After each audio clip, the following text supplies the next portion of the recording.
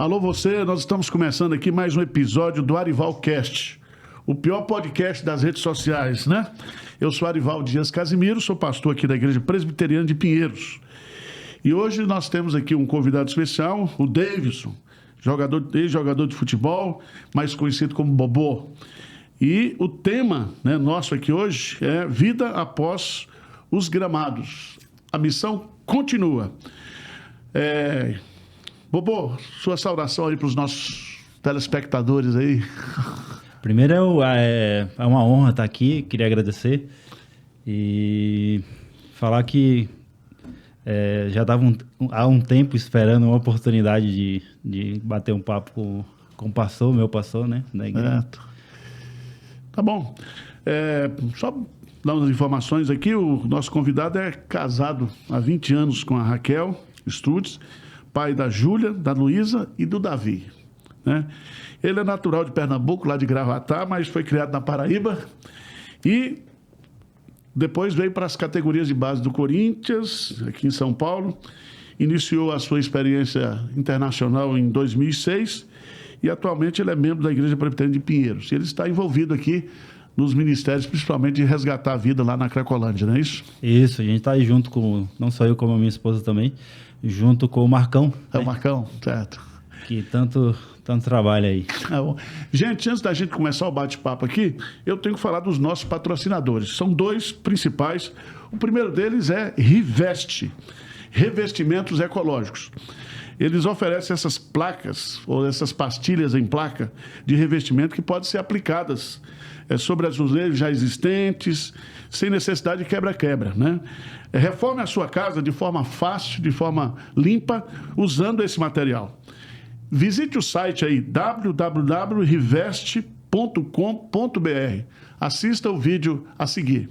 Cozinha nova em um dia, quer ver? Então bora pro vídeo. A Riveste salva qualquer cozinha. E olha que essa até que tava boa, mas com as placas planas marmorizadas da Riveste, vai ficar ainda mais bonita, você vai ver. E é assim mesmo, sem quebra-quebra. É só você ir colando as placas da Riveste, uma depois da outra. E quando você precisar cortar pra fazer os ajustes, só usar uma tico-tico. Passa a cola na placa e na parede e gruda a Riveste aí pra ir transformando o ambiente sem fazer nenhuma sujeira. É fácil, rápido e limpo. Os encaixes nas laterais das placas Riveste deixam tudo muito alinhado. Ideal pra quem não quer ver aquelas coisas tudo torto na parede. Se você tem toque que nem eu, Riveste é um alívio, porque o revestimento fica retinho e uniforme. Ufa! E olha só, a exclusiva nanotecnologia utilizada pela Riveste na fabricação dos revestimentos torna as placas antifúngicas e antiaderentes. Por isso, onde tem Riveste, a limpeza fica muito mais fácil, já que impede a formação de fungos e não deixa a sujeira se fixar. E você pode ter todas as vantagens em um único dia de instalação. Um só dia, sem pedreiro, sem poeira, sem dor de cabeça com obra. É isso aí, a cozinha já tá pronta e a dona Miriam e o seu Rogério ficaram muito contentes com o resultado. Ficou ótimo o serviço. Gostamos muito. Para mais informações, entra aqui no site da Riveste ou então chama no WhatsApp pra gente passar um orçamento pra você. Trivia Studio é o nosso patrocinador. Trivia Studio é uma agência que une brand, marketing e growth para construir marcas com identidade, que comunique de forma estratégica para gerar resultados e escalar com inteligência. Vamos lá. Bobô, seja bem-vindo. Como foi o seu início no futebol? Eu nasci lá em Pernambuco, né? Lá em Gravatá. Minha família mudou muito cedo, quando eu era muito novo, para uma cidade na Paraíba, em Santa Rita. Santa Rita da Paraíba. E eu comecei a jogar nos times do bairro, né? Aí o CSP, que é um clube de João Pessoa, a gente fez um amistoso contra o CSP e tinha um treinador lá que me chamou para fazer um tempo de teste, né? De experiência lá. E aí eu fiquei um pouco com ele, aí ele me trouxe para o CSP, né, esse time lá de João Pessoa. E aí eu comecei a viajar pelo Brasil. Esse CSP sempre saía, a gente saía lá de João Pessoa para vir jogar aqui em São Paulo. Então a gente pegava o ônibus lá, 2 dias de ônibus, os meninos tudo dentro. Isso aí eu tinha 13 anos, pastor. Sei. 13 anos. Aí eu viajava pelo Brasil inteiro. Cheguei até Alegrete, lá na pontinha do Rio Grande do Sul, 4 dias de ônibus, junto com os meninos dentro do ônibus. Aqui no Brasil, você jogou em quais times? Comecei no Corinthians. Aí depois eu fui pra Turquia, voltei pro Cruzeiro e o Grêmio. O Grêmio. É. E depois você voltou ou encerrou aqui? Aí eu encerrei na Austrália. Na Austrália. Eu rodei bastante aí pelo mundo. E em que momento, né, você conheceu a Cristo, né? Como foi a sua experiência de conversão? Eu estava na Turquia, né? Minha esposa cresceu, eu não cresci, não tive o privilégio de crescer em um berço cristão. Minha esposa, sim. Ela é filha de presbítero. Sei. Só que ela estava desviada. E em 2009, eu casei muito cedo também. E a gente estava na Turquia. Eu me converti em 2009, lá na Turquia. Certo. E lá não tem igreja? A sua conversão foi em casa, nos cultos, assim? Como é que foi a sua conversão? Foi uma história muito boa, né? A gente estava, talvez o meu melhor momento na Turquia, em 2009. A gente tinha sido campeão de tudo lá.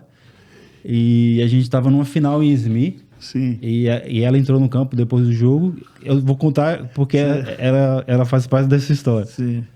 Diretamente. E ele entrou, tava tudo muito bom assim pra gente, e eu era um católico não praticante, né? Sei. E ela tava desviada. Aí chegou um cara, um brasileiro, e falou pra ela assim: por que você acha que tá dando tudo certo na tua vida? E essa pergunta fez ela refletir, e ela voltou pra Cristo aí. Sei.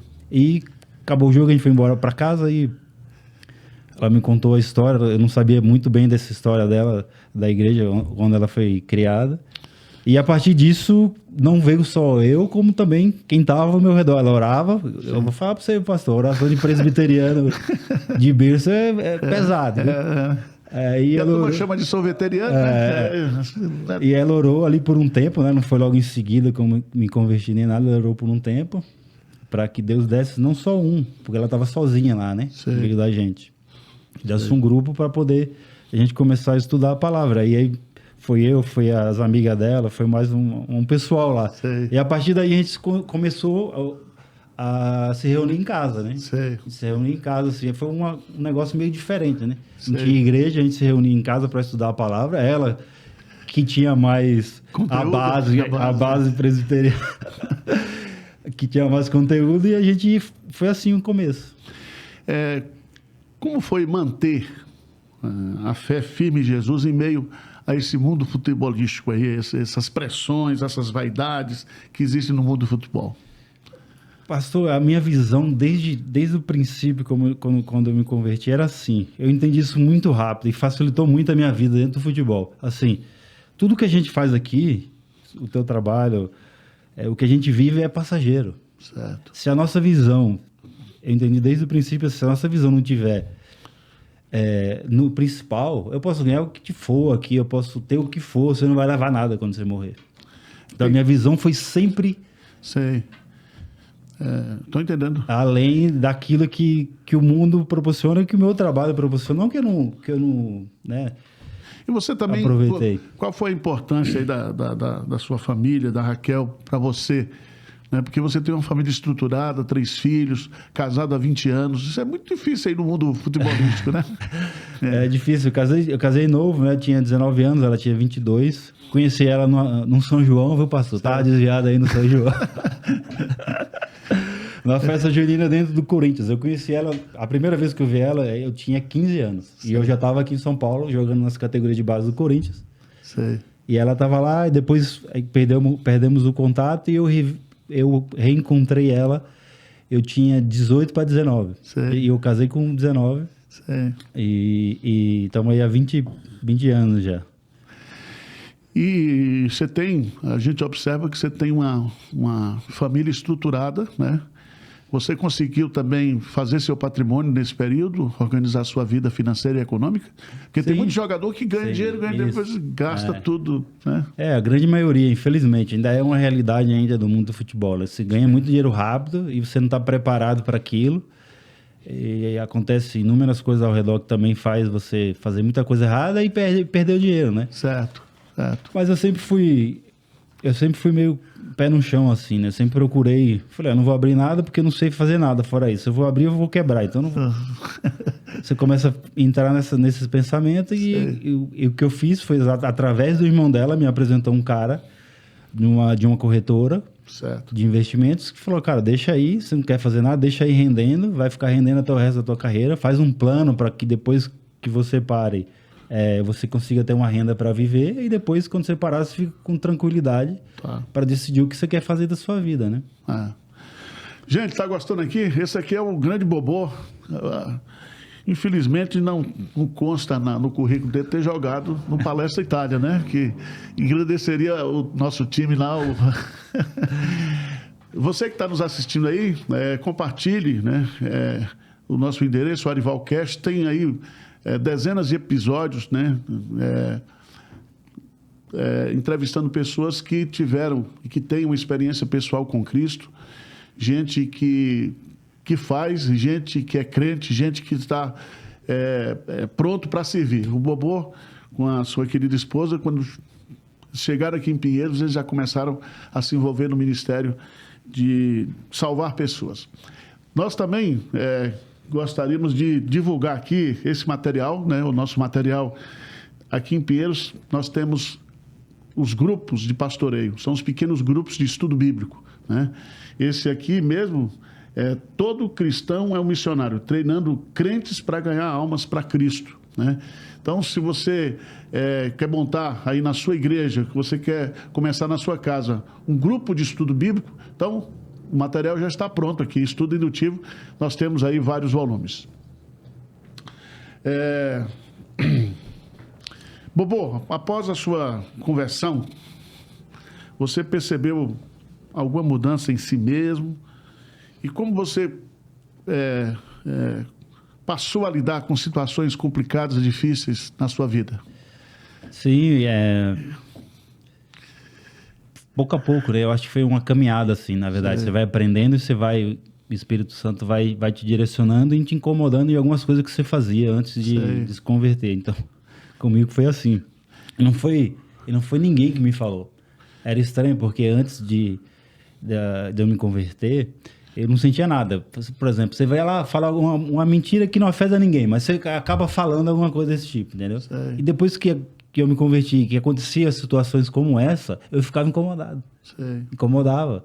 Certo. E foi um crescimento, assim, você vai passando o tempo entendendo e estudando mais a palavra. Você tinha plano de leitura bíblica? Tinha. A gente chegou a fazer, quando recém-convertido, aquela paixão, aquele novo amor, né? Então a gente queria ficar o dia inteiro ali estudando e aprendendo mais. Através da sua visibilidade, lembrando aqui que todo crente é um missionário, você e sua esposa, vocês se tornaram assim um casal de missionários, né? Conta um pouquinho aí da experiência, né? Você tinha uma visibilidade muito grande, né?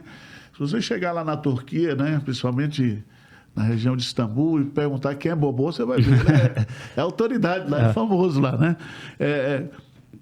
Você usou essa visibilidade, né, para ganhar pessoas para Jesus, né? Sim, sempre usei, pastor, sempre usei. Depois que eu me converti, a minha esposa fazia um trabalho lá na cadeia, né, na prisão mesmo. Em Istambul, com brasileiras que estão presas lá, né? Sim. E a gente usava o futebol como? O futebol abre muita porta, não só aqui no Brasil, na Turquia também, em outros lugares também. Então, todos os lugares que a gente passou, em Istambul ou na Austrália, a gente sempre usou o futebol para evangelizar. Sim. Usou a minha profissão para abrir porta para a gente poder evangelizar. Então, na Turquia, minha esposa fez um trabalho muito bom lá com o pessoal na prisão.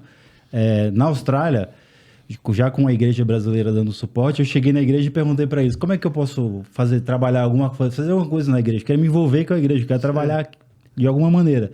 E a gente criava estratégias para trazer as pessoas com o futebol, mas o resultado final era sempre evangelização. Sim.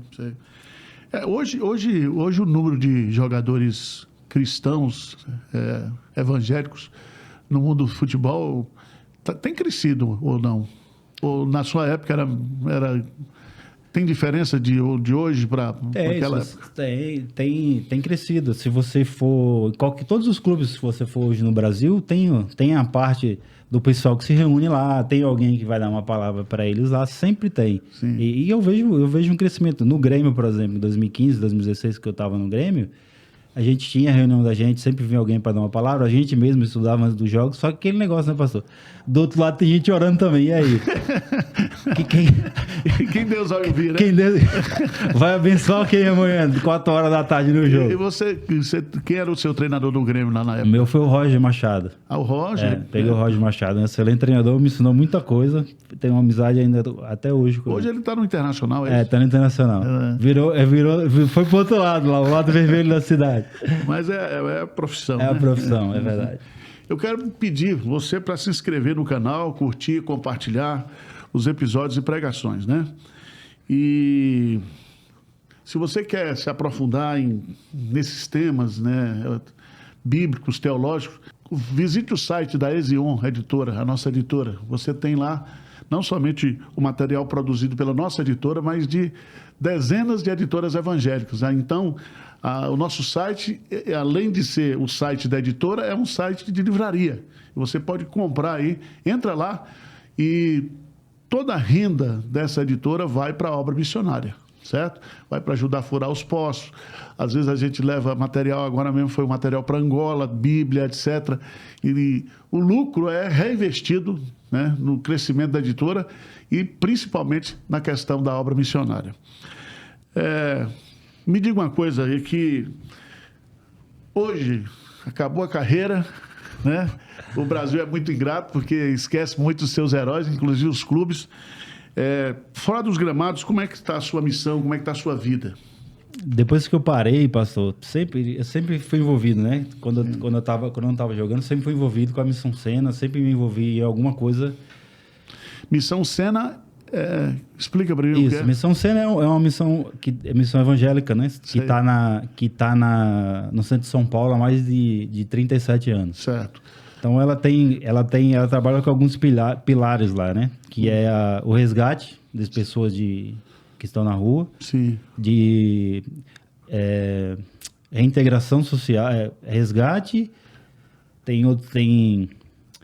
Eles têm uma fazenda que leva essas pessoas para tirar toda a química, toda a droga do corpo. Aí tem um centro de recuperação. Isso, tem um centro de recuperação. Isso. Aí eles têm também uma casa de reintegração social. Sim.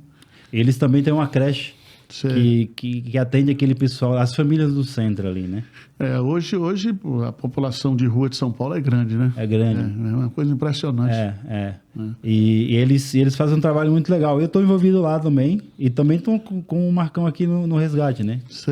Ajudando o Marcão no que ele precisa. A gente vai estar aqui no próximo evento que vai ter, né? Junto com o resgate. E profissionalmente, você trabalha com o que hoje? Profissionalmente, eu estou numa agência que cuida de carreira de jogadores de futebol, né? Estou ajudando um pessoal lá com os meninos mais jovens e os profissionais também, né? Sei. Tem vários jogadores de futebol, depois eles continuam como empresários nessa área, né? Isso. Descobrindo talentos. Isso, é o que a gente vive. O jogador de futebol sai muito cedo, começa muito cedo, né?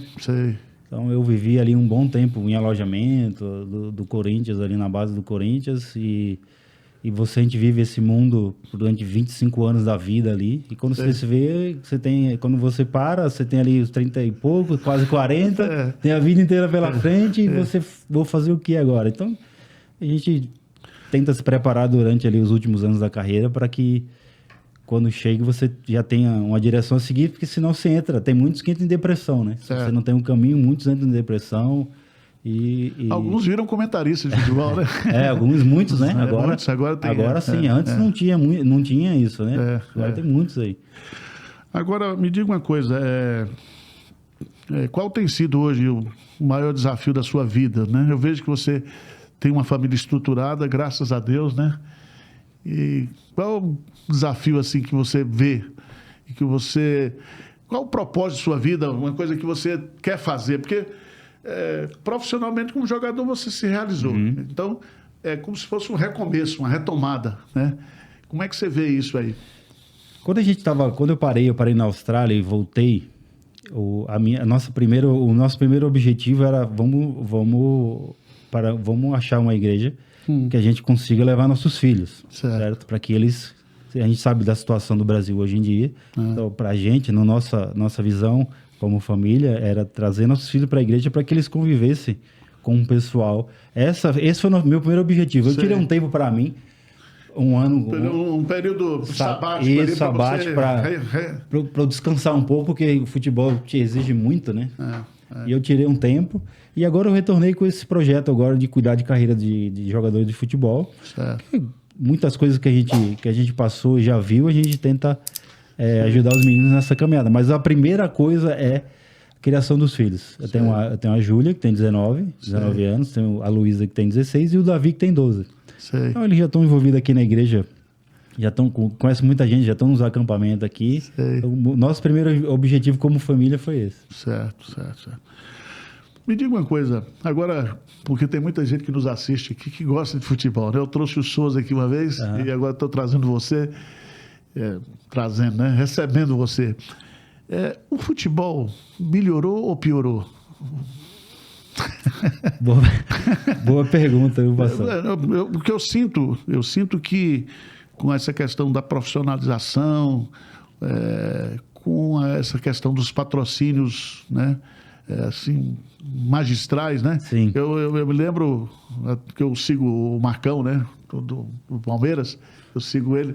Eles, na minha época, eu ganhava 200 mil, eu era um dos maiores salários. Hoje se fala em 3 milhões, 4 milhões, 5 milhões.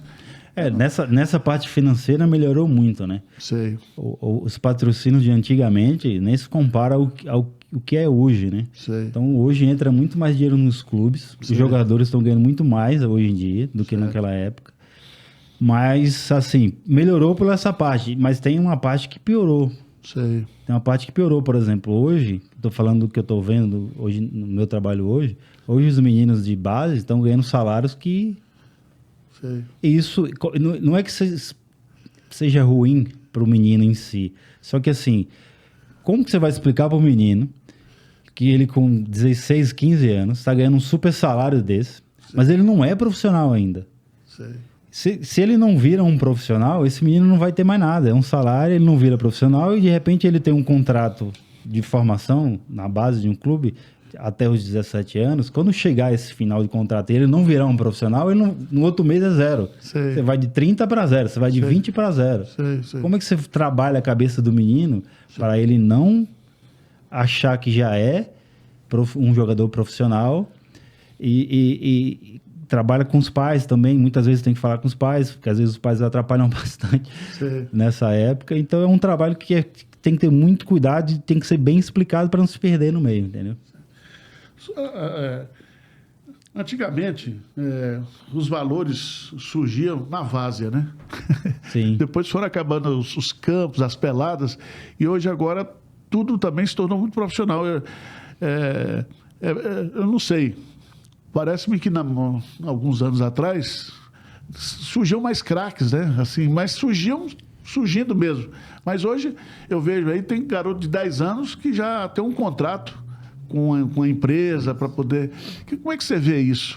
Eu vejo isso muito precoce, né? Isso que você falou acontece toda hora agora. Tem meninos de 10 anos que já tem empresário.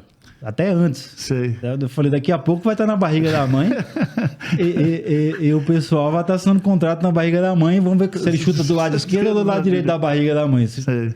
Então, tá um negócio precoce, assim, mas tá todo mundo fazendo isso. Sei. E hoje em dia...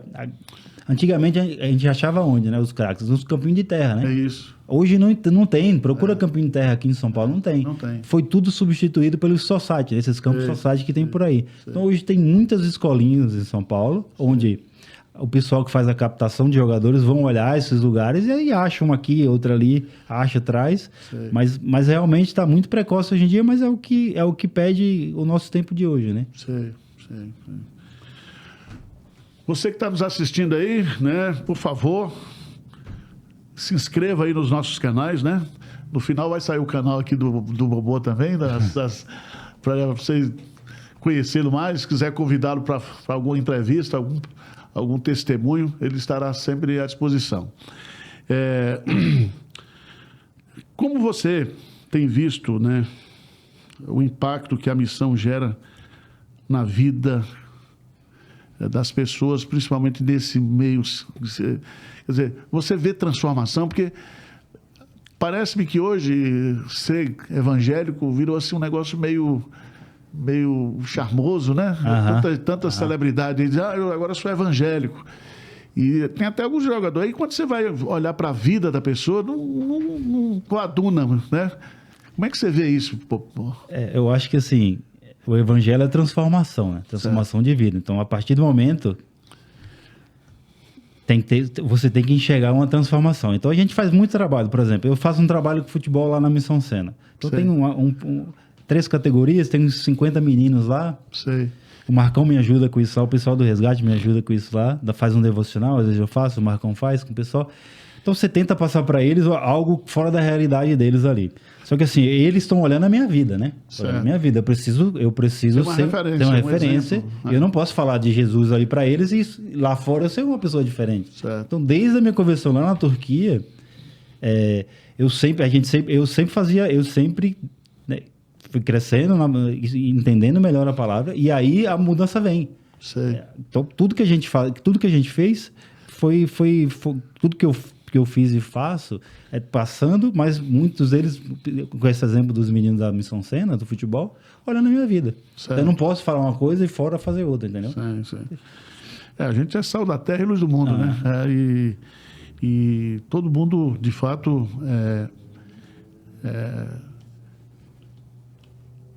une aquilo que a gente fala com aquilo que a gente vive. Não tem jeito, né? Aquilo que Jesus falou sobre a questão da coerência, né? E a gente vê os verdadeiros...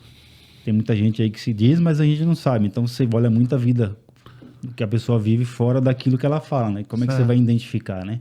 Então, uma maneira de identificar é isso. Como é que a pessoa vive fora do culto de domingo ou fora da igreja, né? Como é que é a vida dela no trabalho? Um assunto que teve em voga e hoje parece que vai ter até o jogo. Como é que você vê essa questão da seleção brasileira hoje? Eu estou falando de uma visão sua de quem viveu nesse mundo. Não tem mais jogadores brasileiros que jogam aqui, todo mundo de fora. Como é que é isso aí? Eu acho que... Primeiro, eu acho que com a vinda do primeiro treinador estrangeiro que provavelmente vai dirigir um Brasil numa Copa, né? Treinador estrangeiro.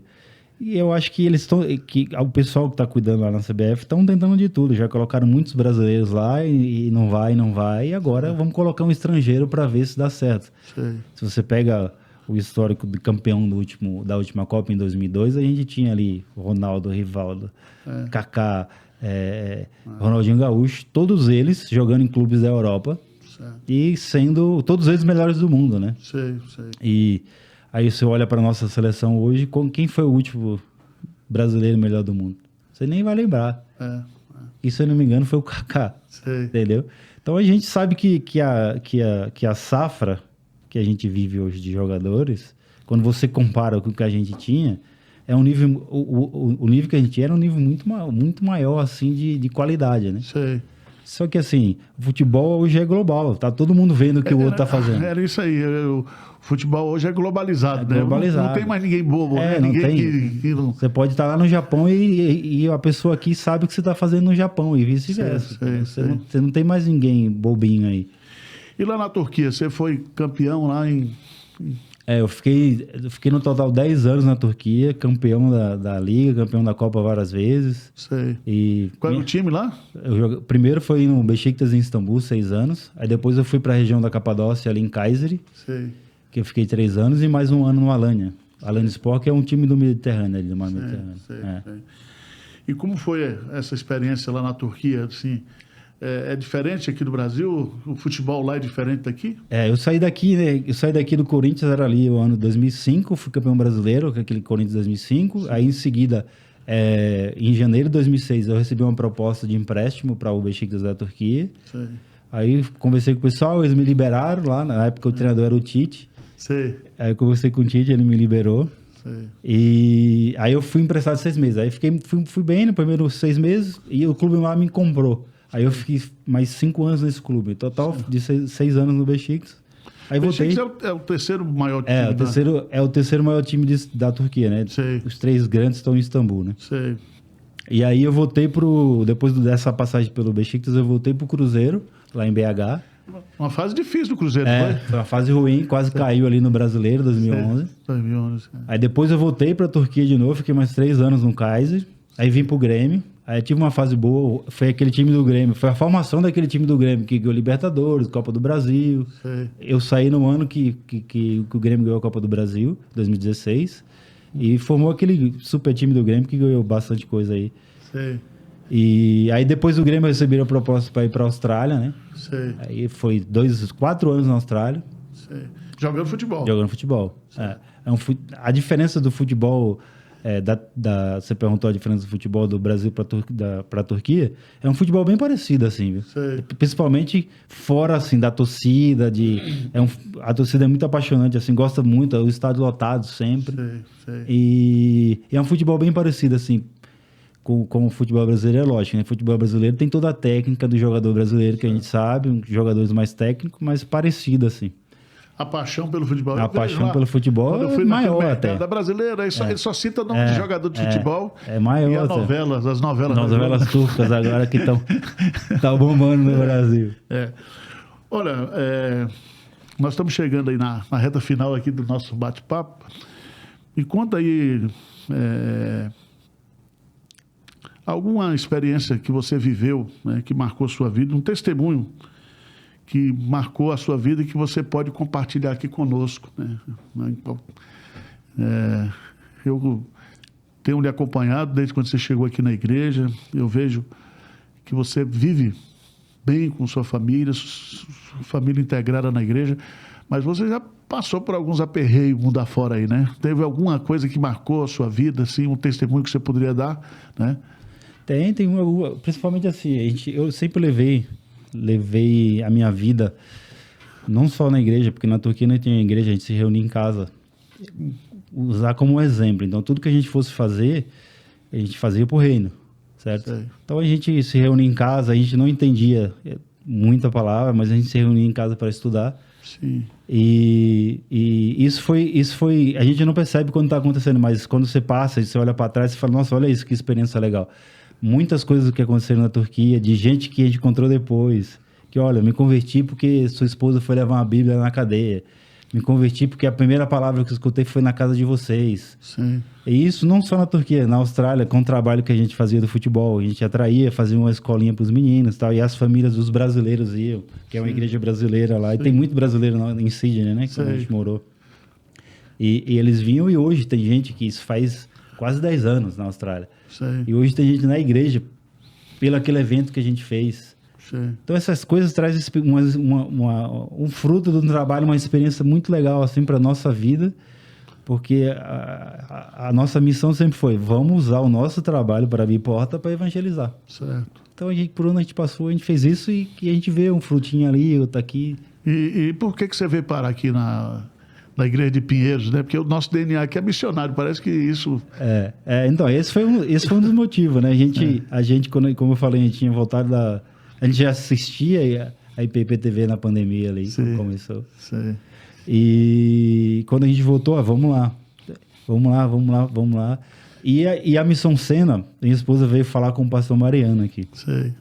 Aí ela conversou com ele e aí ela falou, fala com o Marcão. O Mariano falou, fala com o pastor Mariano falou, fala com o Marcão lá, que se o Marcão aprovar, tá tudo certo e tal. Aí a gente conversou com o Marcão, a gente veio algumas vezes, faz 1 ano e meio que a gente é membro oficial, né? Mas a gente já frequentava aqui há quase 3 anos. Vamos lá e tal, e a gente acabou ficando aqui, e a gente não sabia dessa parte, realmente eu não sabia particularmente dessa parte missionária que a igreja faz, mas a gente não tem absoluta certeza que veio para a igreja certa, porque se identificou muito com a igreja. Mais de 60% da nossa arrecadação é investida em missões, né? A nossa visão é ser uma grande igreja missionária. Nós temos a Junta, temos a IPP-TV, temos a editora, né? Tudo isso, e a igreja, todo o nosso foco é missionário, né? A gente entende que a missão da igreja é ganhar pessoas, né? Para Jesus, né? Uhum. Você sente... Qual é o seu sentimento, por exemplo, quando você vê uma pessoa transformada pelo Evangelho, pelo poder de Jesus? O sentimento é olhar e falar assim, misericórdia, né?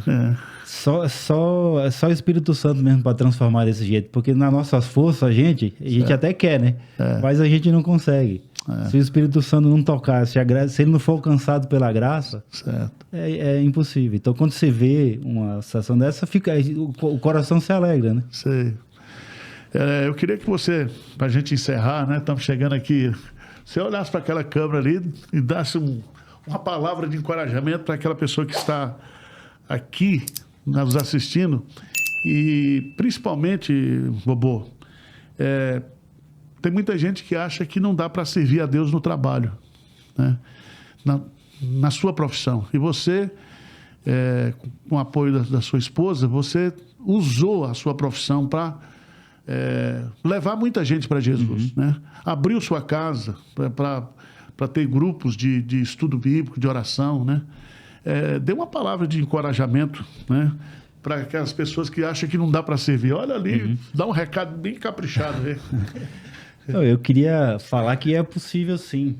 Você tem que criar a estratégia correta, orar muito, pedir direcionamento de Deus para que você crie a estratégia correta, para que no momento exato você consiga, não só através da sua vida, do que a pessoa vê no seu dia a dia, mas que Deus te traga a estratégia correta de evangelizar onde quer que você esteja dentro do seu trabalho, né? Qualquer que for a sua área que você trabalha, né? Certo. Então, que pede sabedoria a Deus, faz uma estratégia, pede para Deus abençoar e espera a oportunidade certa e fala. Certo. Gente, eu quero agradecer você, Bobô, agradecer a sua esposa, que é uma companheira legal, ela está nos assistindo aqui. E que Deus continue abençoando a sua vida, né?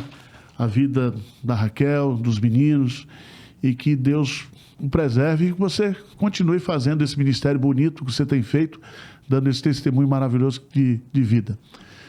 Muito obrigado, você que está nos assistindo, compartilhe o link e que esse bate-papo aqui seja reproduzido aí e distribuído para muita gente, tá bom? Grande abraço, muito obrigado, Deus te abençoe. Se você gostou desse vídeo, curta, compartilhe, se inscreva também no nosso canal, tá bom?